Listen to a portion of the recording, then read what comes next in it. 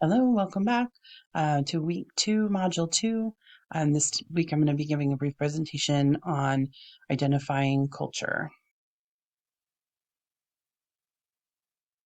So, when I was thinking about how difficult it can be to get in the habit of identifying other cultural identities around us, this is the painting I thought of because again, am a visual learner and I think in pictures sometimes. So, if you aren't aware, are familiar with this. It's a painting by Peter Bruegel called The Fall of Icarus. And it's when I first saw this painting, I saw what most people see, the farmer in the foreground with his horse and plow, the shepherd on the tier down below him with his sheep and his, tending his flock, the ships out in the water and the fishermen. But what a lot of people notice last is that there's actually a guy down here drowning. He- And this really speaks to how a lot of us um, don't notice what is going on all around us, the struggles and sufferings of the people around us, because we're so busy with our daily lives, our horse, our farm, or whatever. This painting is actually based on a Flemish proverb that goes, and the farmer plows on. And I really think that kind of depicts why it is that a lot of us don't see the things around us because we're busy with our own struggles and lives. Well, this led me to another picture that I wanted to share with you. You're probably asking yourself, why do I have a yearbook photo in this presentation? Well, um, this happens to be my own personal yearbook, not a photo of me, but this is a photo from my yearbook in 1989. As you can probably tell from the hairdos. This is a photo of the popular like tier one top dominant group in my high school. Now, if you were to listen to these ladies talk, you would probably hear them reflecting back on their high school experience as being the time of their lives. So much fun all the time, just their glory days. But what I'm confident that they didn't notice was the suffering of the outgroups around them. The 80% of everyone else who was really struggling in high school. Many of the rest of us were being bullied, some of us at the hands of some of these girls, including myself, due to our gender, sexuality, body image, family life, color of our hair, the pants we wore, whatever it was. So much more. Now that I'm older, I can understand now that 80% of us, the non dominant group, we were invisible to these people. They didn't probably even see us. We were like a blur around them because they were probably having their own struggles, but they were so caught up in their own lives and their own happenings, their fights, their cultural identities, their own crises, that their bubble was pretty small and it only extended to what was right in front of them. And I feel like I've been that way too. I've grown up very limited in my cultural awareness and diversity. Um, and my bubble only extends to just what's been around me growing up. Of course, as I've gotten older, my bubble has gotten bigger and I can see more now. But this is how cultural identities were to me. I didn't see them because my bubble was too small. So while I did experience some of my own personal trauma and struggles in my youth, I never was excluded from a group based on my gender or my race. I never stood at the top of the stairs and thought, how am I going to ascend these stairs with my peers? I never have been afraid of being pulled over by the police. So, like I said, as my own little world has expanded, so has my awareness of cultural identity issues.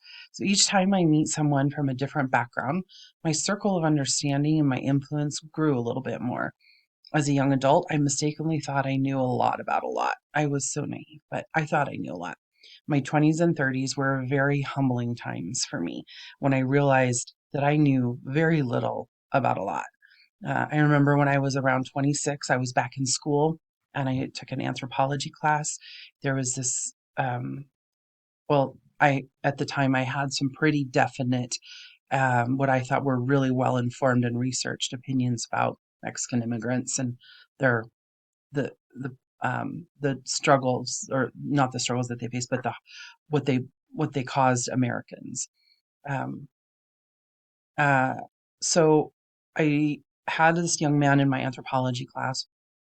He was from Mexico, and he had crossed the Rio Grande several times in his desire to get across the border and start a life in the United States.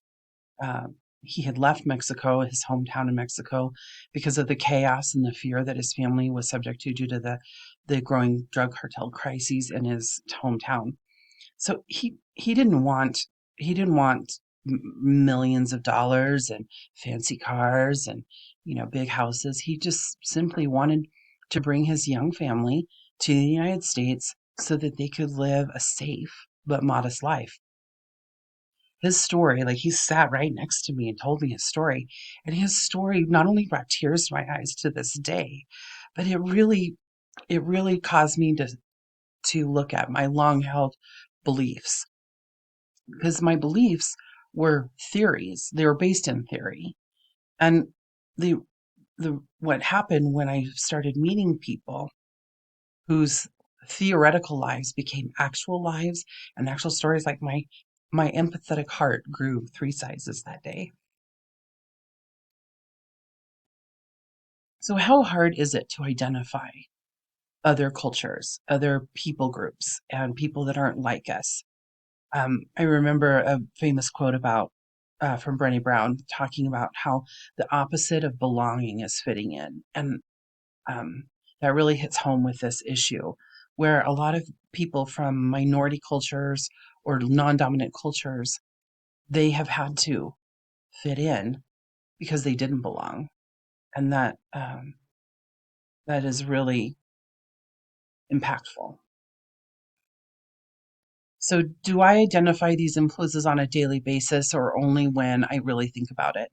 Well, I think this has really changed for me over the years.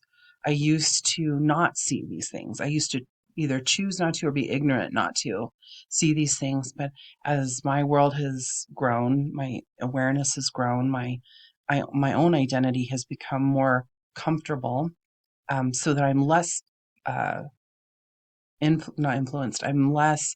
Um, Worried about what other people are doing, because I'm doing my thing and they're doing their thing, and that's okay with me. It's not an attack on me in any way. So you may remember this scene from 2015. This appeared locally in our newspaper, but it actually became a national news story when Amy Pence Brown, she, I don't know what she has in her, but her confidence and her boldness and her courage is something I do not have. She stripped down to her skivvies in downtown Boise on a busy Saturday morning at the Capital City Market and invited people to write on her body. She knows that she doesn't have the typical beautiful, thin, fit yoga body that we see in beauty magazines and on TV. This pretend, um, this non existent or very difficult to achieve body image issues that a lot of us women have. Um, and I know this isn't about cultural identities that we read about in our reading this week, but I think the concept is very similar. This public statement was the result of years of her struggle with her own body image.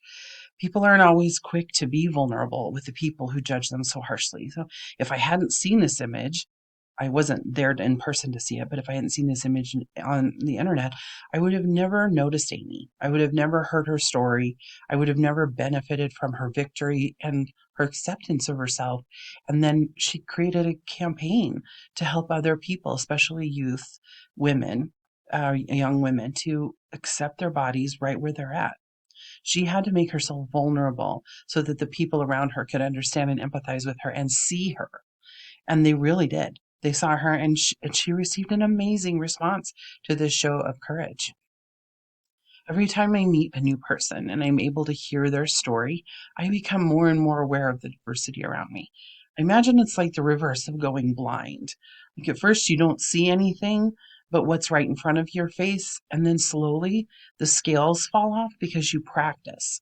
You practice that, you get that muscle memory, and then you begin to see all the figures and shapes. If you focus a little more, you start seeing the unique people from all walks of life that weave different colors in and out of the tapestry that we create. And the more I become aware of this rainbow of people, the less I have to think about seeing it.